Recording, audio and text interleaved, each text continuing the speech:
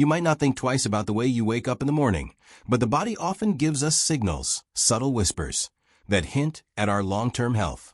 One of the most telling signs? Energy. If you wake up most mornings feeling generally rested, not perfect, not like a superhero, but like you're ready, that's a good clue. People on track to live long lives often have stable sleeping patterns, and even without realizing it, they've built routines that support healthy rest. Another quiet sign is how often you get sick. If you're someone who rarely catches colds, doesn't come down with every bug going around, and bounces back quickly when you do get sick, your immune system is still on your side. Longevity isn't always about muscles or marathon running. It's about resilience. It's about how your body handles stress, inflammation, and those little invaders you don't even see. And here's one most folks overlook: how fast you walk. Several studies have shown that walking speed, yes, walking speed, can be an indicator of overall health and longevity. Those who naturally walk a bit brisker, even into older age, tend to live longer. Why? Because it's a reflection of balance, muscle strength, and cardiovascular fitness all rolled into one. Of course, no one's saying you need to start power walking to the mailbox. But if you've got a spring in your step, even now, that's not just charming. It might be life-extending. Also, let's talk about aches and pains. Sure, after 50, most of us have a few. But are they manageable? Are you able to still do the things you enjoy, like gardening, walking the dog, tinkering in the garage, or dancing at weddings? Longevity isn't just about reaching 60 or 70. It's about still living when you get there. The more you can stay physically active in small, consistent ways, the better your odds.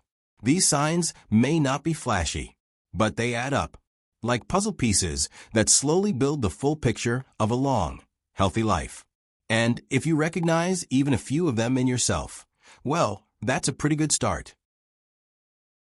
We often think living longer means doing something big: running marathons, going vegan, meditating on a mountain. But the truth is, most people who live past 60 and far beyond have something else in common: small, sustainable habits that they stick with for years. Let's start with the simplest: eating. If your plate usually has more colors from veggies than from processed sauces, you're already doing better than most. People who age will tend to eat a balanced diet. Yes, but more importantly, they tend to avoid extremes. No fad diets, no starvation, no all-protein all-day craziness. Just good food, eaten regularly, with common sense. And then there's hydration. You'd be surprised how many people over 50 walk around dehydrated every single day. It sneaks up on you. You think you're fine, but your body's struggling.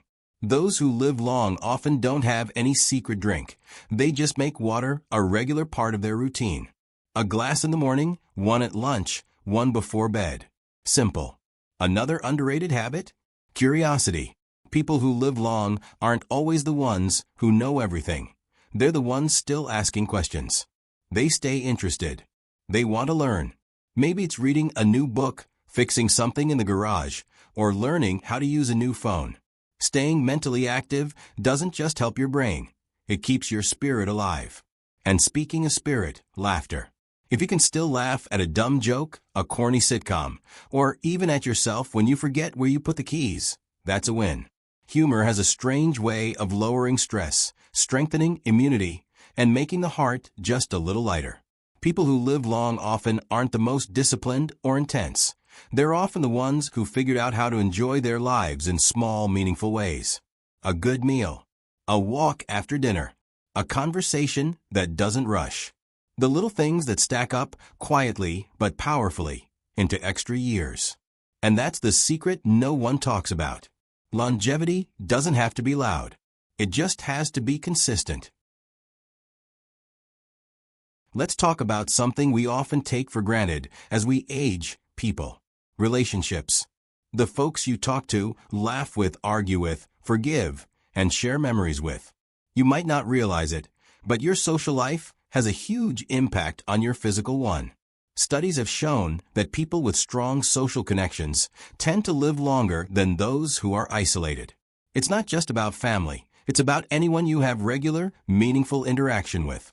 That old friend you call every Sunday? That neighbor you wave to every morning? That group you meet up with for coffee once a week? They matter more than you think. Human beings were never meant to go through life alone, especially not in older age. Connection gives us purpose. It gives us stories to tell, reasons to get up in the morning, and someone to hold us accountable when we start slipping into bad habits. There's also the emotional side. People who live long tend to forgive more easily. They don't hold on to old grudges like trophies. They understand that life is too short to waste on resentment. And ironically, that mindset might be exactly what helps their life be longer. Even something as simple as smiling when you see someone, your spouse, your grandkids, your mailman, creates a ripple effect. It softens your stress response. It brings warmth into your body. And over time, those small moments build up into a life that feels lighter. One more thing, loneliness doesn't just hurt your feelings. It can harm your heart, your immune system, even your sleep. So, if you've been drifting from people, maybe it's time to pick up the phone again, reconnect, or find a new community, volunteering, joining a local club, attending a faith group, anything that gets you around people again. The people in your life aren't just there for company. They're your lifelines. They're part of your health. And if you've got even one or two good ones, you're ahead of the game.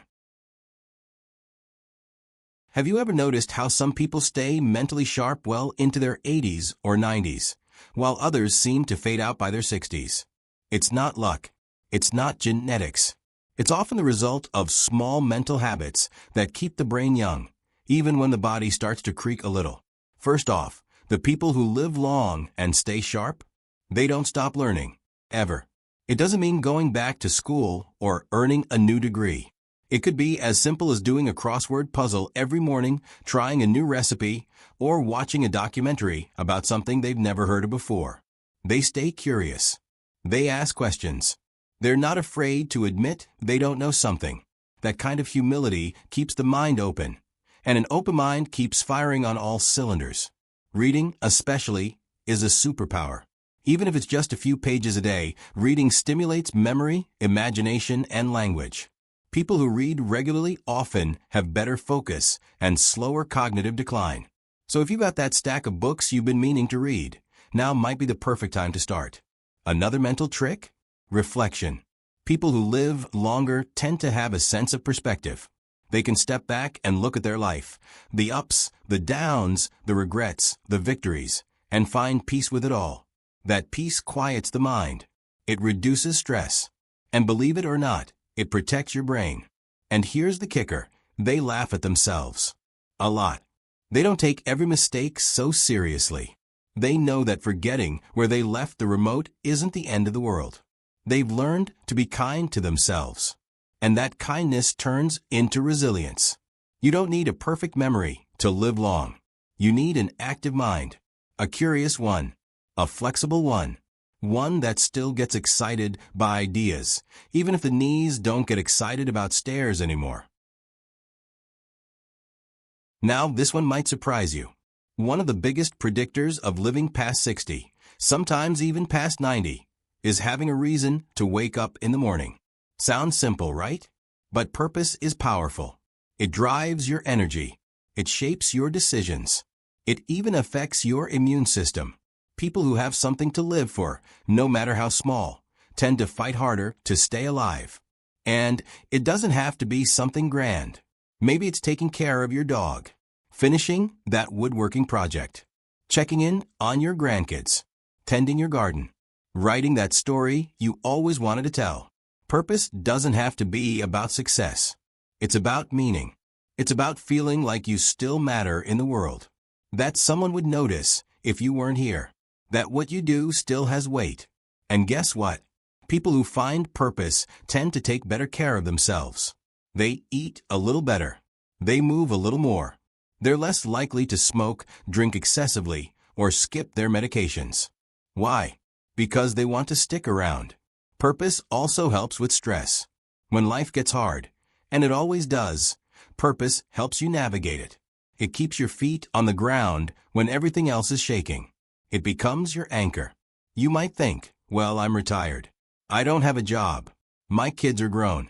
But purpose isn't tied to employment or titles.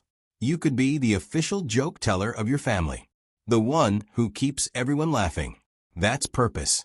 You could be the family historian, keeping memories alive. That's purpose too. As long as you have a reason to keep showing up each day, you've got one of the strongest tools for longevity already in your corner. Let's clear something up right now. You don't have to run marathons to live a long life. You don't even have to go to the gym. But one thing is certain, people who live long don't sit still for too long. They move. Every single day.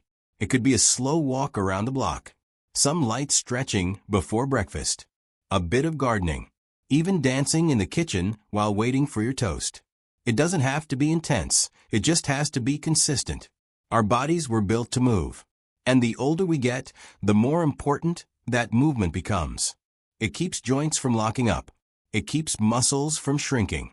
And it helps with circulation, digestion, and sleep. People who make it past 80 with grace tend to have one thing in common. They didn't give in to the couch. Sure, they rest when they need to, but they never fully stop. They keep moving, like a clock that still ticks, even if it's a little slower. There's also the emotional side of movement. Physical activity isn't just good for your body. It clears your mind. It releases endorphins. It helps fight anxiety and depression, which, let's be honest, don't magically disappear just because we're older. And here's a surprising fact. Regular movement lowers your risk of falling. That's right. Staying active actually keeps you more balanced and steady. So if you've been afraid to move because you think you might fall, the truth is, not moving makes that fear more likely to come true. The trick is to find movement you enjoy. Something that fits naturally into your day. Something that doesn't feel like a chore. Because when you enjoy it, you'll stick with it. So whether it's dancing, walking, tai chi, or just standing up during commercial breaks, it all counts. Keep the machine moving, and it'll last a whole lot longer. Now here's the final ingredient, and it might just be the most powerful of them all. Gratitude. The people who make it to old age with peace in their hearts and energy in their steps, they're the ones who've learned how to appreciate life, even when it's not perfect. Especially when it's not perfect. They say thank you more often, not just to others, but to life itself. For the sunrise, for their morning coffee, for a good memory, for the fact that they woke up today, even if their knees cracked a little louder than yesterday. Gratitude changes your brain. Literally. It rewires your neural pathways. It softens your stress response. It boosts serotonin and dopamine, the feel-good chemicals that help you feel lighter and more optimistic. People who practice daily gratitude tend to sleep better. They have lower blood pressure, stronger immune systems, better emotional resilience, and, surprise, they tend to live longer. It's not about pretending everything is great when it isn't. It's about choosing to find the good even in the middle of the hard. That's the real power of gratitude. It gives your heart a way to stay soft, even when life tries to harden it. You can start small. At the end of each day, think of 3 things you're grateful for. Could be as simple as my favorite chair, or that call from my daughter, or the soup turned out just right today. Anything. Just focus on the feeling, and let it settle into you. Gratitude is like sunlight for the soul, and the more you shine it, the longer your spirit tends to stay bright. So here's the thing. If you've been nodding along while listening to this and thinking, yeah, I do a few of those, then chances are you're already on the path to living a longer, richer life. If you haven't been doing most of them, that's okay too. It's never too late to start. Every small change adds up. One more walk. One more phone call to a loved one. One more moment of gratitude. One more healthy meal. One more laugh. It all counts. It all matters. Living past 60 isn't about avoiding death. It's about choosing life. Actively. Intentionally. With joy, curiosity, and kindness. So whether you're already 60 or still heading there, remember this. You're not too old to learn. You're not too weak to change. And you're definitely not done yet. Your story's still unfolding. Make it a good one.